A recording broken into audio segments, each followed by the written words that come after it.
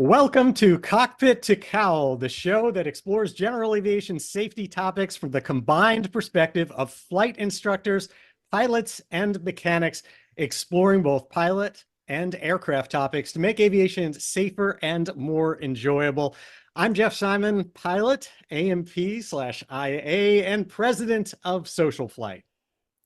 And I'm Brian Schiff. I'm a 38-year flight instructor with a gold seal, double I MEI. And on the side, to feed my hobbies, I have a side job at a major U.S. airline. I love teaching. I've been doing it ever since I was 18. So I've started a website, The Proficient Pilot, and I'm going to be propagating many educational content ideas through that website. Brian, I have to say, I am so excited to be doing this show with you. This is basically taking public so many wonderful conversations that we have had through our friendship throughout the years. You have taught me so much, and we basically decided let's take these discussions public. And why make the two of us the only beneficiary of all this? So I just want to say I'm grateful for you doing this, and I'm very excited.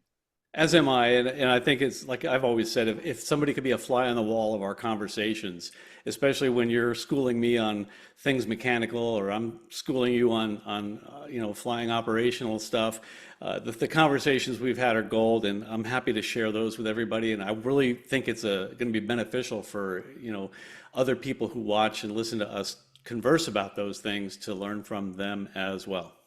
Yeah, it really is wonderful. And I just want a few things for everybody that's out there. One is, of course, if you attend live this evening, then you will be getting Wings credits.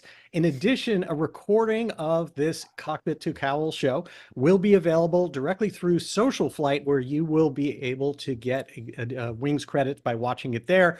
There'll be a quiz associated with it. It takes us a few days to get all that processed, so it won't be right away after the show, but we will get that up there.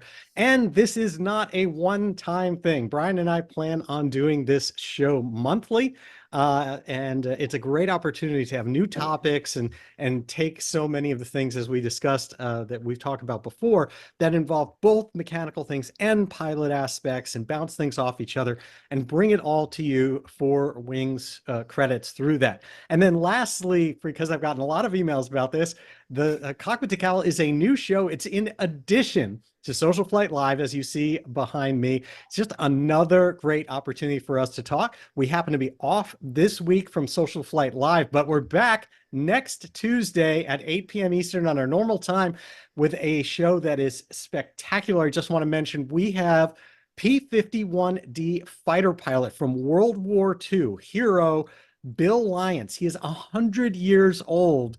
Amazing individual, incredibly with it. I'm telling you, please do not miss this show. This is one of these unique opportunities, but SocialFlight Live is still there. And let's get to Cockpit2Cowl. Brian, I'm just excited to get going. Well, I am too. Let's get talking. I'm eager to see that SocialFlight next week, and I hope that if we have new people who don't know what SocialFlight is, that they check out your app, because I use it frequently to figure out, okay, where am I going to spend my avgas money today? Where am I going to go? What kind of fun are we going to have? And it's like sometimes we need an excuse to fly. We really don't need an excuse to fly because we love flying, but it's like, hey, what can I do today? And I had no idea about all the museums and restaurants and all the fun things near me until I got your app. Thank you. I love that. I just want to support aviation, so I love it. So I want to get started with you, because I'm being selfish here, and Okay. and I am. I'm going to pick your brain first, because I had a flight recently. I was coming up from North Carolina back home to New England, and IFR, IMC for most of the flight. Hmm. And as I was coming north, I had something happen that really put me, I feel like, in a bind as a pilot. So I'd like to talk about I'd like to use your expertise. And I'm going to share an image here in order to do this. So let me see if I can do this properly. All right. If we're going to do it as a podcast, we might have to describe it a little bit for those who We are just will. listening. Yeah. Excellent. There'll be an audio version of this also. So here's the story. Okay. I'm Okay. flying up from North Carolina. And while I'm doing this, and I'm going to make this just a little bit bigger here, while I'm en route, What I start to see is that there's some weather that's moved in during the flight time. And it is some of it is right off the coast south of New York City. So as I'm flying north, that's off to my right, off to off to the east. And then there's a quick moving, really violent, nasty looking cell that is west and northwest of New York City, and it's moving across the state of Massachusetts there, and it's pretty close to the coast. So what that leaves for everybody who's thinking about this, it leaves Long Island nice and clear. It leaves this beautiful path that lets me come up there, carve across, don't get near any thunderstorms, and get home that way. And that's exactly what I had been cleared for and what my flight plan was. So everything's going great, right? We're trucking along. We look like I wouldn't call something like this threading the needle. It's strategic weather planning as opposed to tactical, and we're going to be fine. The problem occurred when I started. I'm over northern New Jersey and I'm approaching the New York airspace. And then all of a sudden, I get that call that you always get when you get close to this from McGuire Approach that Advise when calls and ready to says, copy. you have an amended clearance, so you're ready to copy. Right, exactly, exactly. And so I say like, oh, yes, okay, ready to copy. And what they read me is a clearance that leads me straight into the nastiest of the nasty stuff. They were, instead of letting me go over Long Island, instead of letting me make that right-hand turn to safety, they say, oh yeah, you're going to go over to JFK and then you're just going to kind of keep going straight. And I look and I see purple and I see all this nasty lightning. And I say to the controller, I can't do that. I cannot accept that clearance. I don't recall exactly, and I know we're going to find that we're going to try to get the recording, whether I used the word unable. I believe I did, but I'm not sure. Can't is Uh, good. I mean, I think Can't is self-explanatory. And so you got a clearance that painted you into the what we're looking at as the red line up to the northwest of your current position. exactly, exactly. It was straight. It took me, instead of where my path was here, if you imagine this line making almost a little bit of a little bit of a left. And at that time I'm watching it move, right? So I know that that massive line you see over Poughkeepsie there and that part of the image is going, instead of being there, it's going to be closer to the coast by the time I get there. Yeah.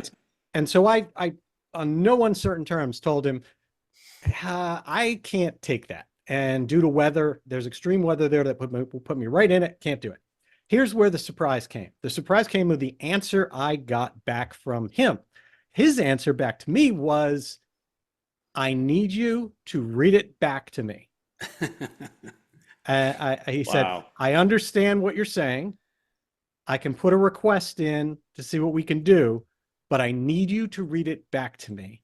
And that really worried me because I was under the impression reading it back means I accept it. I don't want to be on a collision course with a bad cell. And I caved and I read it back and spent the rest of the flight begging for this change. So let's start there. Tell me what I need to know about this. Yeah, so basically the regulations say that if you've been given a clearance, you have to follow it unless you have an amended clearance. If you have a TCAS traffic advisory or in the case of an emergency. So what is being given a clearance? What is, okay, I think the FAR says obtained. When a clearance is obtained, the no pilot in command may deviate. So if you said I can't do it, to me that's not obtaining the clearance. He wants you to obtain the clearance because he wanted you to read it back, and it seems like a game of cat and mouse where he wanted to get this off of his back, and once you read it back, that clearance is yours, you own it. So in my mind, first of all, as a pilot who's comfortable with my decision making at this point, but earlier in my career, flying career, I would have been very intimidated by such a clearance. Now I know I'm not flying in that, so I'll take whatever clearance you want to give me. We'll work something out. I'm going to not go through that weather, period, obviously, because I won't come out of it alive, from what I'm looking at on the screen that you're showing. So the idea is to say unable that clearance. You did the right thing for him to, insist on you reading it back, I don't think is fair. Now, you could have played a game and said, no, I'm not reading that back. I need something else. I'm unable, going to have to do something different than the plan that you've just given me. Uh, you know, that puts you in a spot. You're not going to go through it. So that will lead to a request for deviation. And maybe he was expecting that, okay, once I get him on this clearance, we're going to let him deviate as needed. But he didn't tell you that. He could have easily communicated that. And since he didn't, then it leaves you in the position to play the trump card, which you have in your pocket, and that's to declare an emergency and do what you need to do. I know that I've had controllers tell me that they're just waiting for pilots to declare an emergency, because once you declare an emergency, just like you're allowed to bust any FARs, they're allowed to reduce the separation standards required. They don't have to maintain the 5-mile separation from all the traffic that I presume was coming down Long Island coming into the New York area. So that's another thing that, you know, is in your hip pocket, is the declaration of emergency. You'd like to negotiate something before that happens, but obviously you're not going to fly through that weather. He played a game of cat and mouse with you, and that was not cool. It seems like, I just want to know kind of, and I'm not saying this to you, I know you're explaining it quite well, but I've been in this situation more than once, and it's, I wish I knew really what the right way to play this is, because it seems to continue to happen, and it's really stressful as a pilot, where in this case, so here's how that played out. Here's the kind of the rest of the story, as it were. I think I asked him more than once, and he came back and said, you know, thou shalt read this back. Like, we will figure this out, but you read this back. Yeah. So I did. I caved. I read it back, and I told him how concerned I was about it. And he said, we understand. I'm communicating with the next controller. We'll see. And then once I did that and accepted that clearance, now I've gone from being, you know, feeling like I'm ahead of the aircraft, I'm ahead of the situation, and I'm really comfortable, to being highly stressed about what's going to happen next, because now you get handed rapid sectors, as you are well aware, as you go through New York. And so every, you know, it must have been 4 different controller shifts within 15 minutes or something. Yeah. And during each one person I talk to, I've got and it's getting faster and faster, right? Because you're now in JFK, all these things. And so you're playing that game, right, where you're desperately trying to get push to talk in Yeah. when they're Well, rapid yeah, in New firing York, everybody. once you read that clearance back, you may never get a chance to talk again. That's the other reason for not accepting it. Airtime is gold there, you know? That's the problem, right? So here I am now stuck, where each controller I desperately trying to get through and say, hey, I can't do this. And wait and finally get some opportunity where they're like, we hear you, but we're not going to be able to change it. Now, as I got closer and I got over JFK, I got the next answer, which was more clarity, where they said, I understand, but we cannot let you go over Long Island, because that's where all the airline traffic is coming in. And so you're not going to be able to make a right there. We'll do what we can. And as that progresses, I'm getting closer and closer. I showed a new image here, where this is Yeah. how this thing was moving. And so now it's getting closer and closer to coast. I'm looking at this and saying, there's no way I'm going, as this is moving, for example, Hartford in this, there's no way I'm going to get close to where this storm is. At some point, I'm going to push the panic button on my own, and I'm going to make a right, and that's it. Yeah, But and that's where you have to be comfortable with your own command authority that, okay, first of all, we're not going through that. I'm not flying through it. I'm not getting anywhere near it. So let's just see what happens as this plays out, because I have the flight controls in my hand. You have the flight controls. You're going to turn the airplane to the right before you go into that weather.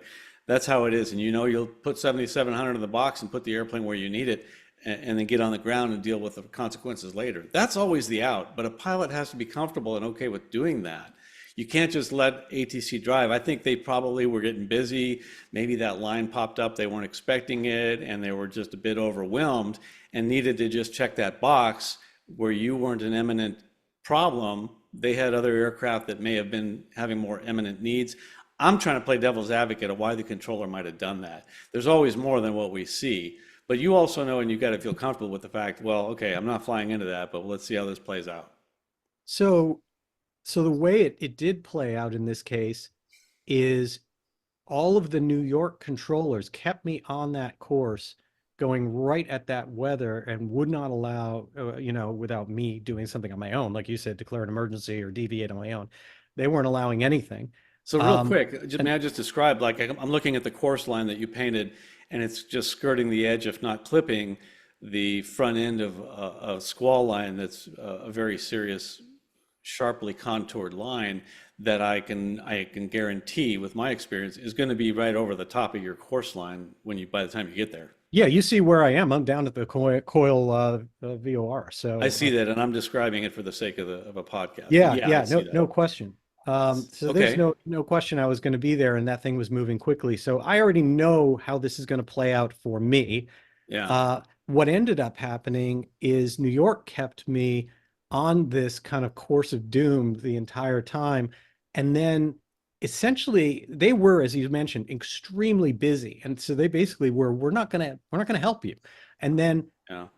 when they handed me to Providence, when I was finally touching the coastline of Connecticut and starting to get too close for comfort to that, that's when they handed me out of their sector. And Providence was wonderful. And the wonderful controller there, she basically said, do whatever you need right now. Like but that wasn't until New York dumped me out. And so talk to me a little bit about making your own plan aside from what you're given, because I think that's kind of the only thing, but it's just so stressful. Yeah, it is stressful, and it's not fair to put that upon you. I would venture to wager that the controller was stressed out, and I know for a fact that the ace in the hole that your trump card is that you're going to declare an emergency, and you can do whatever you need to, and the controller can do what he needs to at that point, and the separation. I spoke with a controller who actually told me that the separation is not the same. They can actually break the separation. Doesn't have to be 5 miles. They can go down to 3 or 2, do what they have to do to meet this. But I think the controller didn't have time to make you feel comfortable because he had probably had a lot of other stuff to do. As I look at this route, and you're going to be coming closer to it as it approaches and wedges into your flight path, I would make a plan. It's like if I'm looking at this, I would make a plan. Well, after this point, there's some uncertainty as to the accuracy of next rad. So I'm going to factor that in. I'm going to be very conservative and say, let's say this weather's old and I'm going to see how far it moves in 20 minutes, and I'm not going to get any closer than that. I'm going to make a right turn. Let me ask you though, were you IMC or Yes. VMC? Most of it I was IMC. I was in and out, so I would consider it all to be IMC because it was certainly Yeah, okay. So you not couldn't see something like that. this. Yeah, okay. No, and therefore, of course, and we can talk about it in a minute, but we don't want to, I don't even want to use it as this weather as a tactical tool. Sure. I wasn't trying to pick through anything. To me, again, there was a safe route, and this was really moving fast. So you're talking about weather now that was moving around 30, 40 knots. Um, Yeah. so to give you an idea, by the time I ended up deviating, I didn't make it to my destination. Uh, You mean uh, diverting. Diverting, So excuse so me. where did you go? I You went to landed. Plymouth. I went into Plymouth, Okay. and so I ended up turning over the Sound and staying away from it before I reached the coast, and going until I came to Cape Cod and just putting down there. And Okay. at that point, I was, you know, 45 minutes ahead of it hitting. Yeah. That's it. Well, that So sounds like a good ending. I mean, you did the right thing. yeah, it is. It's interesting what you mentioned there. I want to grab onto for a second, and that is I think about saying that I am deviating due to weather and just saying I'm just doing it now. And as you mentioned, you can divert in terms of where you're going to land. I was not thinking about pulling the emergency trump card. Tell me more about that. So I think you always need to have that in your hip pocket. And I remember my instructor, who shares my last name, teaching me you declare an emergency when you're not getting what you need from ATC. Uh, Obviously, we're not going to declare an emergency to get priority because I don't want to hold. I don't want to use it to get ahead of people. So we're not talking about taking advantage of that. We're talking about I have a problem. I need this. I'm not getting it. I've had some problems where ATC, I was the only one they were working with, and they could give me whatever I needed. There was a real need to declare an emergency. So when you need to violate a rule, or when you expect ATC to violate a rule or give you priority, you need to be prepared to declare an emergency. And I've had to do so several times. One time was very similar to this. I was actually fortunate enough to be in the right seat in a Cessna 414 with my father, and we were flying a VFR, flight following, and it was just like this, and we were approaching, weather was wedging us into restricted airspace.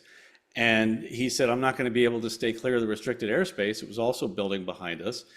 And ATC said, well, are you IFR equipped and are you IFR capable? We'll give you a clearance into the weather. And it looks similar to what you're looking at right here. There's no way we're going to take an IFR clearance into that. So he said, negative, I'm not taking a clearance into that. It's convective, it's thunderstorms, we're not doing that. And so they came back and said, well, we don't know what say your intention. So at this point, we're like, okay. He just calmly declared an emergency. He said, I'm going to squawk 7,700 and turn right, and I'm going to fly into restricted airspace and get around this weather. We couldn't get back. It was building up behind us as well, and it was really watching him just so cool and collected, declare an emergency, fly into the restricted airspace, and ATC was gracious after that. They said, yeah, give us a call when you land, let's talk about it. But we landed. The thing that a pilot needs to remember is you want to do what you have to do to get on the ground safely. A lot of pilots worry about paperwork or reports. I've declared many emergencies and never been asked to write a report, but they might want to discuss it afterwards. And that's what happened here. And the controller apologized and said, if we'd have given you the option of going 1,000 feet higher, you would have been above the restricted airspace. But he didn't offer that at the time, and he apologized, and that's how it ended. Nothing ever was heard of it. But we're fortunate enough to have survived it, not turned it into a big emergency, because we did what we had to do. Right, right. So yeah, I mean, you have to be prepared to do that and be okay with doing it, and not be afraid of it. Don't be intimidated to declare an emergency. A lot of pilots are. You just have to be okay with it, and convince yourself, hey, I'm the pilot in command. Like I said, I was fortunate enough to watch my dad as a role model on that, and I got to see how easy it is to declare an emergency. And it was almost like air traffic control thanked us, because now that opens up a whole toolbox for them to help me. Right. That makes a lot of sense. And it's interesting because to me, you mentioned reduced separation, which gives you other options. I like the idea.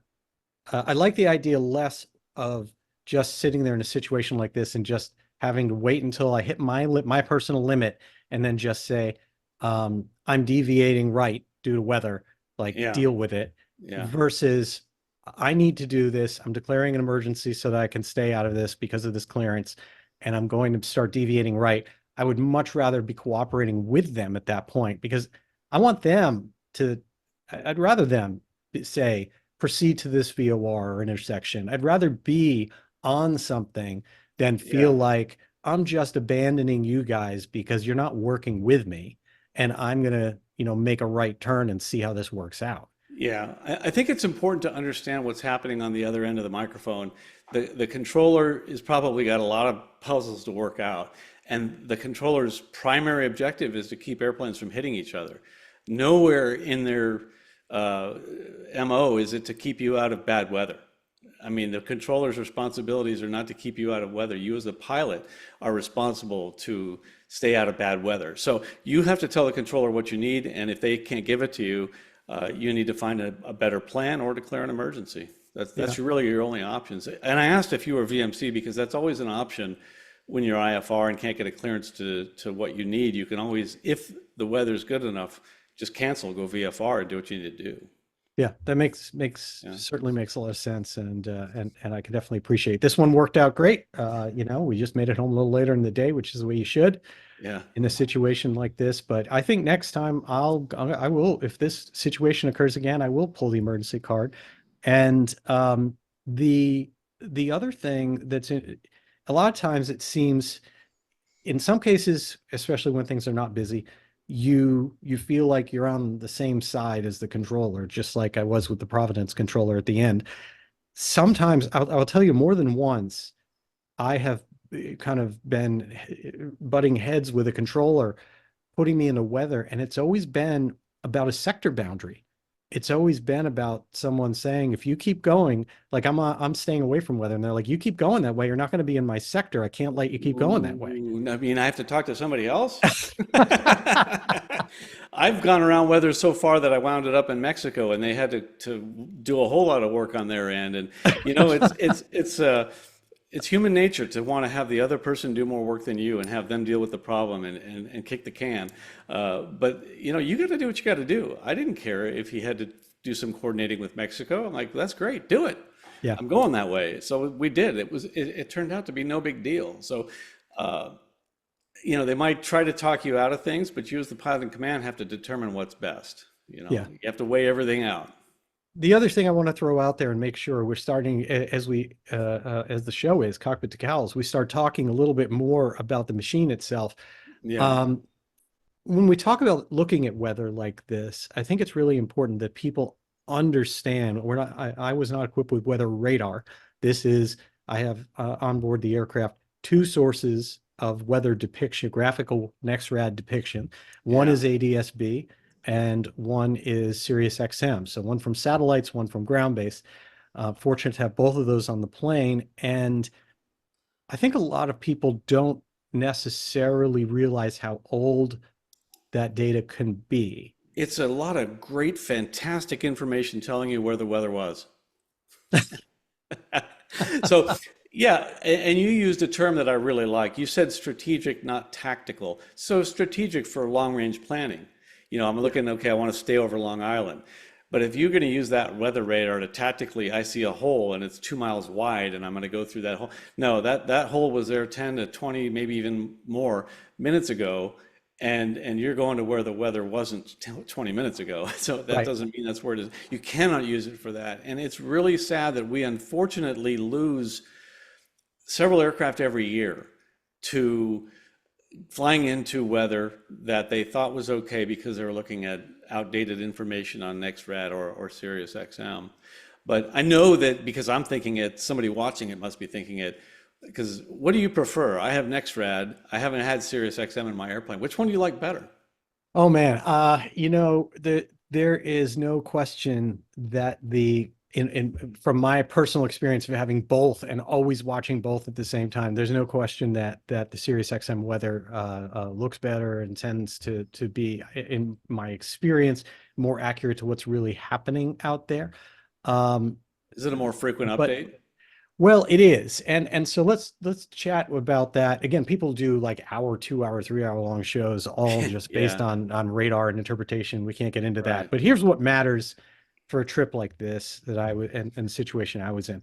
Um, for anyone who's not really familiar with it, so radar is done. We all know, we've seen the old things, how it sweeps and does a 360-degree sweep. When what it actually does is it has to look at different altitudes, right? You have a ground-based radar. We're still using ground-based radar stations. That's how it all works. And it does a 360-degree sweep, takes about 20 seconds, and it has one angle, and it starts down at, I think it's like 5 degrees, and then it ratchets the angle up more and more. I'm using my hands the other way. It should be more like this, starting like this, ratcheting it up, up, up, up, up in a cone to see really what's out there because it doesn't know what altitude.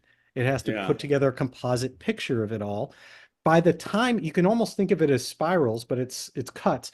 By the time it's gotten this whole picture done, and then it goes back to the base, it's about 6 minutes. And so that's just gathering the data. And then it has to process it, which is pretty quick. And then it has to transmit it yeah. out to you in the aircraft. Well, the transmit times that you have are different based on whether it's ADS-B or whether it's XM. Let me stop They you for a both, sec. It not only has to transmit it, so once it builds that picture, that's one radar site. The Yes, next rad is a mosaic, a pattern, a quilt pattern of all the different radar sites put together, right? So that's right. all of those have to come in, and a computer has to analyze and digitize and make the master quilt from all those pictures, and that takes a That few is correct. minutes. That is correct. And if you look at something like, let's say XM, you're getting it's getting sent out to you every 2.5 minutes, Yeah. but that doesn't mean it's different data every 2.5 minutes. It's different data every 5 minutes. So it's updating it on at a 5 minute. Is there something new to update? But that doesn't mean it's 5 minutes It's old. repeating it because you might not have been Yeah. listening at that moment. So Right. it's like repeating. So when you add all these delays up, it's a pretty safe time frame to say, look, this is going to be 10, 15 minutes late. Yeah. And 10, 15 minutes in a fast moving storm or cell or something is an eternity. Well, if it's moving 35 miles an hour, it's going to move one fourth of that, in that amount of time. In 10 minutes, it's going to move, 5, 6 miles. So you're talking about a 2 or 3 mile hole, but the weather's already moved 5, 6 miles, might even be growing. And we don't even know what altitude we're really looking at for this mosaic of weather. So there's a two-dimensional picture we're looking at playing in a three-dimensional world. Right. And that doesn't even account, of course, for something which I've also learned during too many years looking back, too much gray hair of flying, which is by human nature, we like to look at these gorgeous images and think of them as being static cells that move, right? I think that's how the human brain tends to default to processing it. Anytime you look at it, like that rain is going to be in this place at this time. If I Yeah, watch it, I can yeah, estimate. That doesn't account for the fact that that's actually not how it works. It's going to change right. shape. It's going to leapfrog. It's going to, something that wasn't there is going to Yeah, pop bottom up. line, don't get anywhere near it. I mean, don't Yeah. get anywhere near that kind of weather.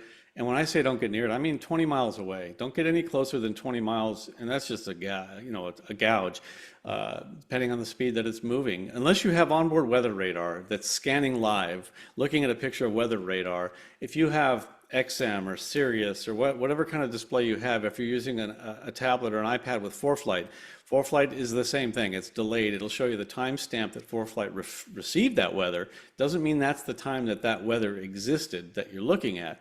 I took a very cool video that maybe I'll share in a future one of looking down at my iPad, showing the NextRad weather. Then I look up at the weather radar, and so the NextRad shows this thunderstorm off to my left. I pan up to the weather radar. The weather radar shows the thunderstorm is off to my right. And then we look out the window, and lo and behold, it's over there. But if you'd have looked at your iPad and the NextRad to avoid that, you would go, man, I'm making a right turn. Yeah. And you look out the window, and that would have taken you directly into this thunderstorm. So you cannot use it for deviating or tactical circumnavigation of weather. That's not what it's for. It's big picture stuff. It's for getting the METAR at your destination and looking, 100 miles down the road. What's happening? Is the line building? And so on.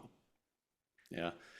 A good lesson, and it absolutely needs to be said as well. So that's the kind of stuff that I think this conversation, I hope that people watching this pass that on to others, because there's just too many accidents of people that didn't get the memo that, hey, you cannot deviate around weather with this. Got it. So we're talking about the airplane, since we're talking about the machine and all. I know that since I bought my airplane, I was always, I've had a couple airplanes, but when I bought my Citabria, and I had my first annual and I got it back, and since you and I have become friends, I've told you hey, I had this happen, or mechanic told me this, and you ought to do that. And boy, have I learned some things. I was an idiot as far as maintaining an airplane or knowing about the airplane. You can't just get in the airplane like you get into your car, and drive it. You need to know about it, even if whether you're an aircraft owner or an aircraft renter. So what I did, when I first started instructing, I had a student one time, and I wanted to teach him about the aircraft and how to pre-flight it and how the systems work, and show him things. And while we're out there pre-flighting, I looked over at the hangar and I saw that there's another 172. It looks just like ours, with the cowling off, and the mechanic who I knew working on it. And I said, this is a great opportunity. And I think I heard my dad say this one time, one of the pieces of advice he gave me years ago that just went in one ear and stopped here, thankfully, so it's in there. But we walked over to the hangar and I asked him, I said, hey, can you just show us a few things? You know, in a pre-flight, we do a magneto check. Where's the magneto? What's that look like? And so seeing it there and having a mechanic show it to you led me to the, you know, the advice my dad gave me years ago: pay a mechanic for an hour of their time to just show you the idiosyncrasies of your airplane, show you the insides, maybe during the annual, maybe just if you're renting something, go to the hangar and see one that's being worked on a similar type. You can learn so much, and I think pilots and mechanics need to interact. Hmm. I totally agree with you, and it's I always smile when I hear your stories about things like that because uh, to me you're already at the graduate course level of these things because obviously of your experience as a flight instructor, and most of the times that I'm you know trying to be a standard bearer or make a rallying cry for pilots to learn things, they're not even close to the level of you saying, hey, I have my students go talk to an A&P, go look at these things. They're nowhere near that. I think we have a really serious challenge out there because so many pilots, even if they own their own aircraft, don't seem to understand what they really need to about the plane in order to be safe. And and I want to stress that idea of it's enough to be safe. It's there's a lot of people out there. If we talk about students and renters, then and what flight instructors that I see in most cases are teaching, it's like look for bird's nests, check the check for oil, a couple things where they wiggle a control Freedom of surface. movement and general security. Yeah, like very little, Yeah. that they sort of the basement. And then if it's aircraft owners, a lot of times, the part that makes me, bite my tongue is when you get people that just keep saying, I trust my mechanic, I trust my mechanic, trust my mechanic. Um, your mechanic's not with you when you're up there in the air. They're not with you when you're doing the pre-flight, even if you trust them. Like there's a duty, I think, as aircraft owners and as pilots in general, even if you don't own a plane, to we take on it's not a car, as you mentioned. You can't pull over if something happens. And therefore, you can't just say, I trust someone else, or I just don't know, I'm not very mechanical. There's a certain amount of knowledge I just wish people would accept they have to know. And it's Yeah. to me, it's those things that would hurt you. That's the way I characterize it. Yeah, and I'd like to, as we progress with this podcast, we're going to be talking about a lot more of those little things, those golden nuggets that, hey, if you know this about that system, when this happens, you can fix it like this. Or here's how to recognize an issue. I had an airplane that it was a rental aircraft one time, and I remember telling you that I lost a cylinder that started vibrating really bad in flight, declared emergency, beeline to the runway, landed, and everything was fine. Well, the post-flight, the mechanic walks up, he takes the cal, and I was like, okay, you're stressed out. Like, what do I do in an emergency? I teach this every day, but all of a sudden I'm faced with it, and it's like, wait, what? So this is the real deal. I'm trying to do okay, my backwards L, looking through everything. I'm trying everything I can to get this engine going again. It's not going to happen. It's vibrating like crazy. I'm using as little power as I can. Just want to get it on the ground. Landed downwind on a long runway just so I could not have to fly a pattern in case the rest of the engine fails. Um, we don't teach about partial power failure. We teach about total engine power failure, and that's another thing we should talk about. We'll get to that later. But when I got on the ground, I remember talking to you afterwards, and you telling me something that really hit me hard is that you shouldn't have an engine failure. You shouldn't have an engine problem. And what happened was it lost a valve. So one of the valves failed. And so basically I'm running on three cylinders because the valve was wide open. I think it broke or I don't know what happened to it, but it failed. So you said it didn't have to happen. And I'm like, what do you mean it didn't have to happen? Things break. And the airplane had 100 hours. It was within annual and blah, blah, blah. And so you told me something that could be done during the annual. It's not required, but a good prudent idea to do it, something with the valves. What was that? Well, that was in like homings, the sticking valves that could Okay. happen that's out there, and the wobble check. But the fact is you can do more than the minimum as required. So as a pilot, you can ask a mechanic when they work on your annual, hey, can you do this? Can you do that? But I don't know what to ask him to do until Yeah. I met you and we talk about it. Well, that's what I think this kind of research or asking another mechanic, every pilot should have a mechanic friend so that you have a third party not trying to make money from you. But learning these gotchas are important to not only dealing with the problem in flight, because if you understand and know how it works, you can deal with it better, but also preventing it by doing the right kind of maintenance or ensuring that your flight school does this during their annuals. If you're, Yeah. you're shopping for a flight school. Yeah. That definitely makes sense. And I, of course, agree with that. I think one of the areas and something I want to work on and we can work on it together is how to go into detail and maybe create a course that gives that level of education for pilots. Always say and aircraft owners, but for pilots to understand enough about their aircraft. And I do always latch on to that. What can hurt you? Because there's lots of stuff out there for preventive maintenance and what's the best thing for cost savings and longevity of the aircraft and all sorts of stuff that is great and really important and the best way to operate a plane and understand it. But there's also a subset that's a lot easier to understand. And that is you can go spinner to tail. You can go around the whole airplane with a mechanic and be taught, what do I need to know? What can hurt me in this area? And I don't That's mean they huge. start right at the prop I'd and pay you money for say, that information. yeah, well, let's start right at the prop, right? Yeah, And sit there and go, as an example, what can hurt you here? And they can sit there and say, all right, you wibble, wobble the spinner and make sure it's secure because that thing flies off. You don't want that. That can cause issues more. But let's look at the prop itself. If it's a composite prop, if it's any prop, here is what a dangerous level of kind of like ding or rock thing or anything else is, what you have to worry about and what you don't worry about. That's just erosion or normal stuff. But you lose a chunk of a prop in flight, that can hurt you. yeah. um, you know about things like a hub and what is oil streaking that's kind of just leaking out look like versus what you look at that needs to be looked at because it could be a crack in the hub or something. This is just pre-flight stuff. This is like understand it enough so that you have confidence in saying, I'm going to call off this flight and have someone look at it. Because I know I've been told that if I grab the tip and it really is wobbling, someone needs to look at it because that could hurt me. Right, right. And you told me with respect to my, engine failure, there may have been signs. There may have Yeah. been something that you could have seen to recognize where, the new CFI that's teaching me to fly, or even an experienced one for that matter, may not have known that this is just the way a normal engine starts. What did you tell me? I Right. forget. Well, so you look at something like Lycomings and Continentals, and in your case, you got a Lycoming. And this is not so much direct pre-flight as it is knowing about the aircraft.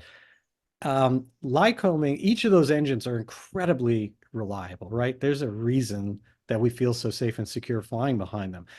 But when something's really reliable, then you also know what you can kind of narrow down what are the things that cause them not to work when they do fail. This is how they fail. And Lycomings, they each have valve issues. Lycoming's valve issues are that valves can stick. And if a valve sticks where it's open, then the piston, it doesn't go back. The piston comes up and hits it, or it can fracture, and you can ruin your whole day on that cylinder very, very quickly. Well, what's interesting about the Lycoming approach to that, or Lycoming side of this equation, is that there's usually symptoms about this. If you go out and the engine starts rough fairly often and then gradually smooths out and then everything's fine. We like to call that morning sickness in the industry. And that's like it's sticking until the cylinder heats up and gives it enough clearance it can move. And if you catch this, if you then it's really easy to solve. Like there's a it's not a required thing to do for maintenance, but there's something called a wobble check. You can see if it's got clearance. There's a tool you can go and you can clean up the valve guide. It's not expensive. Uh, And so if you're experiencing something like this, if you ever see it, the first question then for someone who knows it's the Lycoming is to ask the shop, like, hey, have the valve guides been inspected on this? How often do you do it? That's, Well, it's I not think like you it's can catch tough. 100%. Yeah, it's tough for a pilot to try to be expected to ask those kinds of questions. But I think it's easy for a pilot to pay attention to how the airplane normally starts, the sights, the sounds, the smells. I can tell if a car has, an antifreeze leak by how the exhaust smells. Okay, Yeah. that's experience. I did have a rental aircraft I was flying. In fact, it was probably that one that started up rough and after a short period got smooth. Not anything that ever concerned me. I just figured it was rich and it's burning off whatever, and insert your own pilot terminology here. I just figured it was okay. Well, those are the symptoms. I think that kind of symptom check is important for us for pilots to understand what to look for. This is not okay if it's this. Other airplanes I see, they're leaking like oil, like a sieve. Mhm. I used to fly the MD-80, and I would write it up if it wasn't leaking oil, because that meant it was out of oil. But I don't think it's okay to have a massive oil leak on the bottom of the airplane. It's not okay to fly an airplane, in my opinion, you correct me if I'm wrong, that the belly's caked with oil. Well, it's all the For definition of what is massive and Yeah, things like that, of course. But this is where again it goes back to what's likely to hurt you. What are the things you need to know? Like we said, valves can hurt you if they go bad, and they are a weak spot in some yeah, cases. Exhaust can hurt you if something goes bad. Fuel in the cockpit or in the engine compartment that's coming out where it shouldn't can hurt you. Oil, less likely. But I yeah. mean, either way, you can go around the whole plane and create what is essentially a short list. It's not too bad. But the things that are on this list are things that pilots should know. Like they should really know about that. Well, I think we should go over that list next time we do this. I'm up to it. I I'm would I'm love, I'm game for I'd that. love to hear that, because that's what's like when I hear a friend just got a disease, but he caught it too late. What do I want to know? Yeah. Well, what were your symptoms? Because I don't want that to happen to me. And we can take that to the airplane for sure. And Yeah. there's a lot of things we can do to pay attention to the norm. Was if every time you start the engine in this kind of weather, the oil pressure comes up within 10 seconds, and then one day it doesn't, it takes 30, 40 seconds. Okay, something's different. Okay, that's why we always look at these things. We always know where the airplane is trending, and we can watch. If we just started up, cruise, and open up a magazine and never pay attention, we can't identify a trend. So I teach pilots to do a lot of trend monitoring, and of course now we have engine monitors that do that for us, do some airplanes, and do a Mhm. great job of that. But I think it would be worth its weight in gold, and I've done this, and I would encourage others.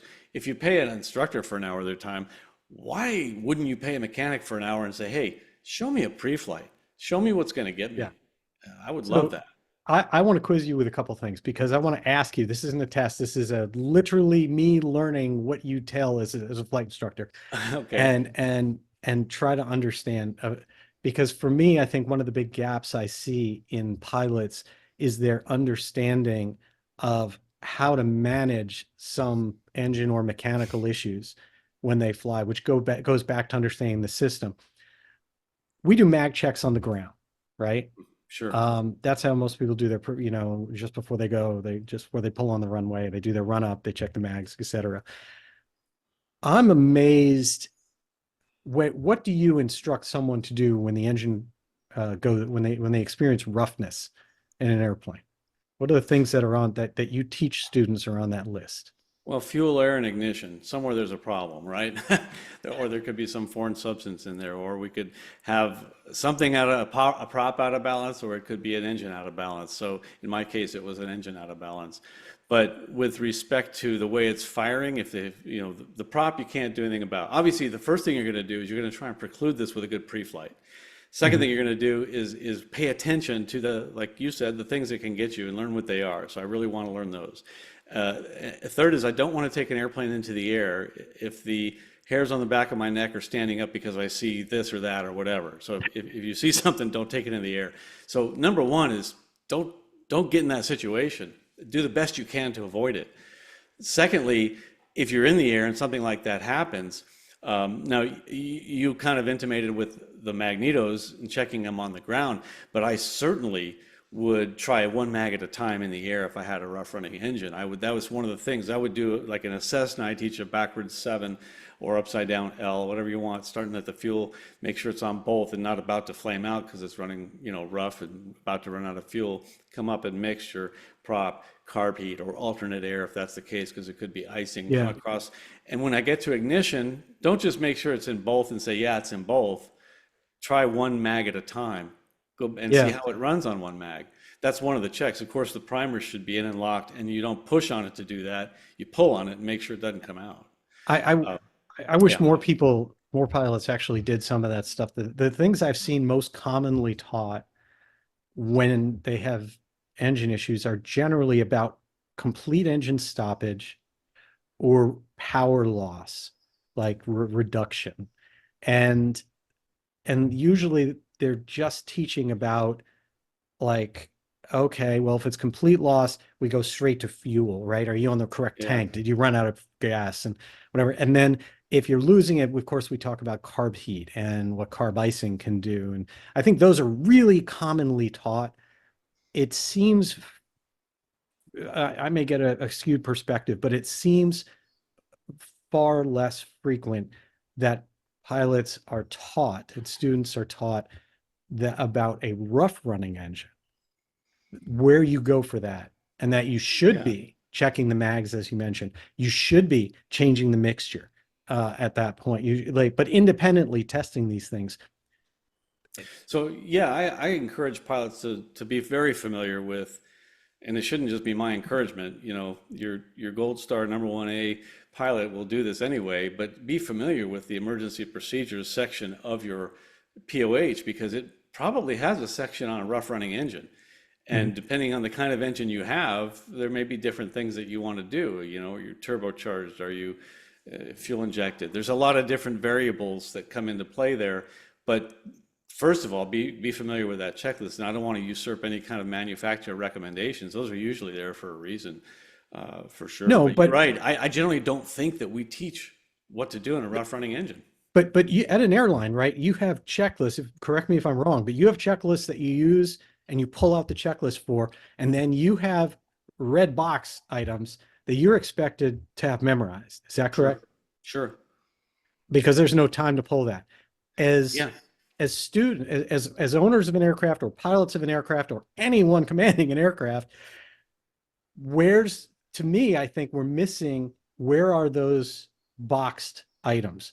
Where are those things that have to be muscle memory? Your engine's Comply with rough. me and I'll show you because the checklist that I use has that. My students have memory items. If you have an engine fire in flight, any of my students will know exactly what the first step is. When Okay. I ask that on a flight review, people will go, the mixture, the fuel shut off, pull the power back. What's the first step of an engine fire in flight? Hang on, I'm on fire. I'm going to get my manual out here. And, you don't have time for that. So I Yeah. encourage, every I, flight before you go flying, read one emergency procedure, what and you'll pick it yeah, up. what I want to see is that I think some people do it for, like you said, engine fire, complete loss of engine power. I don't think we do it for roughness. And let me give you an example why that is so important. There was an incident that I was working with someone on, that they had a rough running engine. They did not diagnose it in the air. They tried to figure out where they were going to go. They focused on the, I'm not going to fault them in this regard. I mean, they focused on the pilotage side of it, where I need altitude. I need to find where I'm going to go land. I need to do all Yeah. of this. And at that point in time, what they were dealing with was a rough running engine still producing plenty of power. They did not make any changes to the engine or their controls. They did not try to diagnose it. The approach that I think they took was just that. I'm not going to touch anything and it could just get worse. I'm just going to focus on getting somewhere. What ended up happening is that the engine ended up just basically, turning into a pile of metal. And the reason that happened in this case, not that they would have known immediately that this is what's going on, but in looking back, what happened was one of the magnetos had failed, and it had failed in a way that it had lost a number of teeth, and it was firing still, but far advanced. Oh, wow. So you had one magneto working properly and one magneto firing the spark way more in advance of the piston stroke coming on than it should be.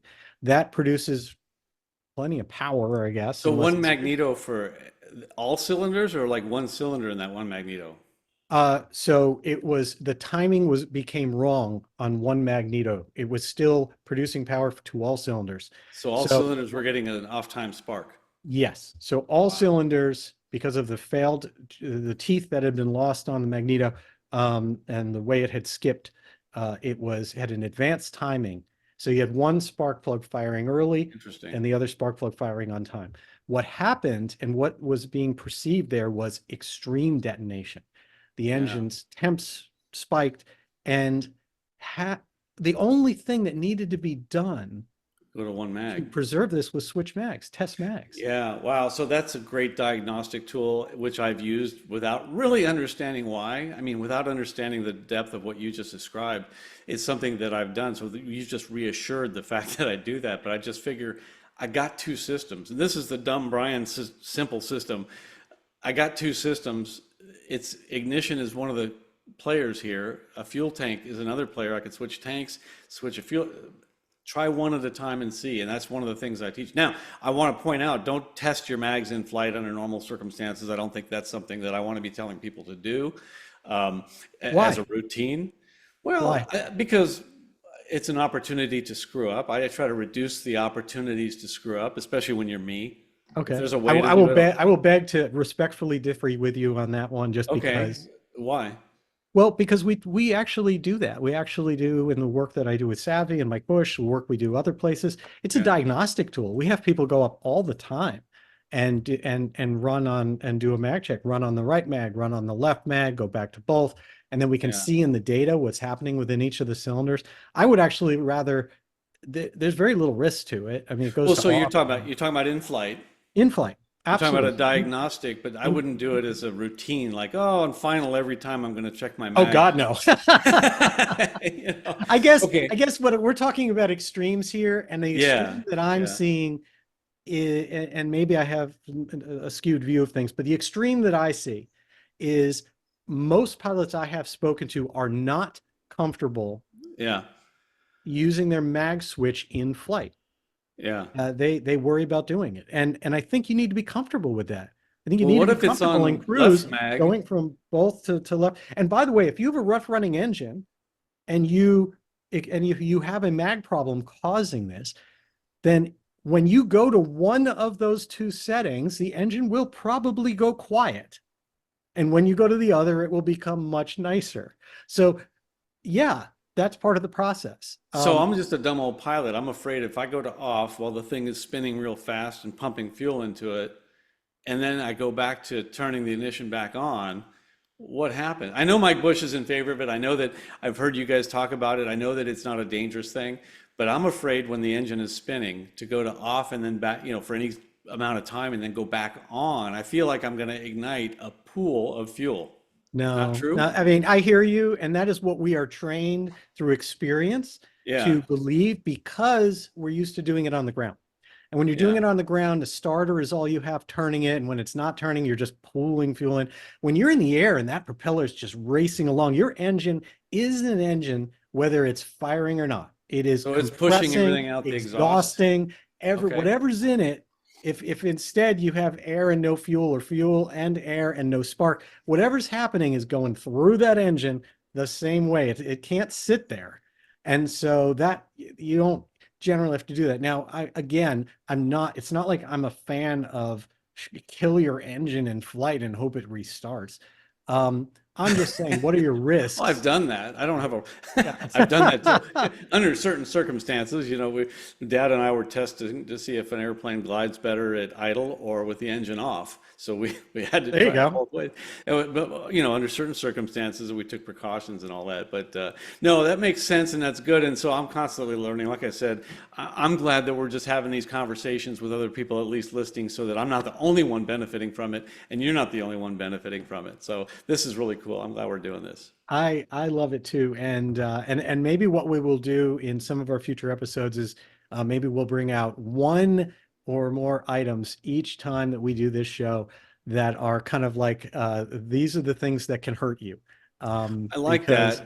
I really like because the I idea of just looking. want people to know that. That's my passion is if you're going to be a pilot, I just don't want you to simply say, I love my mechanic. He's the best guy in the world. The bigger check I write him, the better I feel. Right, right, Because that's not good enough. He's not with you in the cockpit when things go down. I want you to right. know what can hurt you. And then we can spend all day long talking about all the ways that you can be the best owner possible and save Well, the see, most that's money what and I all do. these He say points. he's not in the cockpit. I make my mechanic go with me on the first flight after every annual. Okay, that is definitely on our next show because I'm with you. I mean, okay. Like Taking a I'm giving blank. you a ride. We're going for a ride. If he says no, I'm not getting in that airplane. Neither am I. Okay, So, there is no question next time we are going to talk about taking an aircraft and for flight after maintenance because that is the highest risk time and it is a whole subject into itself. I very much want to talk to you about that. and I want to Unfortunately, we're talk out to of you time about, tonight. yeah, and I want to talk to you about how pilots should write up discrepancies and what your pet peeves are, and maybe give some advice to pilots about how to write up some discrepancies because Love I've it. seen some Love it. atrocious things. Well, Yeah, for okay. Do you everybody want to? listening tonight, you've known these are the conversations we have. Hopefully, give us a thumbs up, send us a message, and let us know, what you think and what you want to see happen. There's also a survey on your screen right now because we do, of course, want to know what your preferred days of the week are to have this show. We are not stopping Social Flight Live. We've got some amazing guests coming up on that, but this is the Can't you do conversation. Social Flight Live and do this at the same time? We could just, like when I'm talking, you go do Social Flight when your I guest love is that. talking. Yeah, I could do the It's not, same. I could that would really and talk about efficiency. That'd be wonderful. yeah, definitely don't Um, stop that. I love you getting some fantastic guests, some thanks. people we're getting to hear from some prime people in the industry that we would never get to hear from. That's really I- cool. I'm not even telling you some of the people on my list I'm trying to get because I'm just hoping it all works out. But we've got some amazing folks coming. But Brian, I want to say thank you to you. And not just a mutual appreciation club. The way we talked about you helped me in figuring out how to handle weather. That's the purpose of this show. Let's talk about all things from mechanic, pilot, and flight instructor. And I hope that people have gotten something out of that this evening, and they want to keep seeing a show like this happen. Well, we have so much more, obviously, and we've got it, queued up, and we'll talk about it and we'll share it. I think that's awesome. And I would like to just end with a quote that's on my website because I was asked, is flying dangerous? And I answered, I said, you know what? Let me think about that for a second. I don't want to come right out and say it's dangerous, but a little bit of fear is okay because it makes you do the right thing. So I came up with my answer to that question, and that is that flying involves hazards. Okay, how a pilot deals with those hazards can make it safe or dangerous. So it's up to you to make flying safe or dangerous. I love that. I love that. And I think when I first heard that quote and I loved it so much, I was thinking only from the piloting perspective. And now I've embraced it in my world of maintenance as well, Yeah, because I think it's the same thing. I think there is risk associated with the machines that we fly. And therefore, it's how you manage that risk. It's how you understand it that right. determines whether that flight will be safe or not. And so there's a lot that we can do. So we will get to everybody with the next show date. I think we have a preliminary one coming up, but it's going to be our monthly show, probably continuing on Wednesdays, but in addition to Social Flight Live. So again, Brian, thank you so much for joining us and for everything that we do on this. And thank you to everyone who took time out of their evening, out of all of your evenings, to join us here. And you can also send notes to info@socialflight.com if you want to reach me. And Brian, is there an email also for you? Yeah, the proficientpilot at gmail.com. and it'll be on your website. On the email that you receive after this. So I want to thank you too, Jeff. I think this is invaluable that you're taking the time to do this as well, and helping increase knowledge, because knowledge is power. Love that. Absolutely. All right, everyone. Thank you so much for joining us for Cockpit2Cowl, for our inaugural show of what we hope to be one that continues for a very long time. And I always like to say, I wish you all blue skies. Good night, everybody.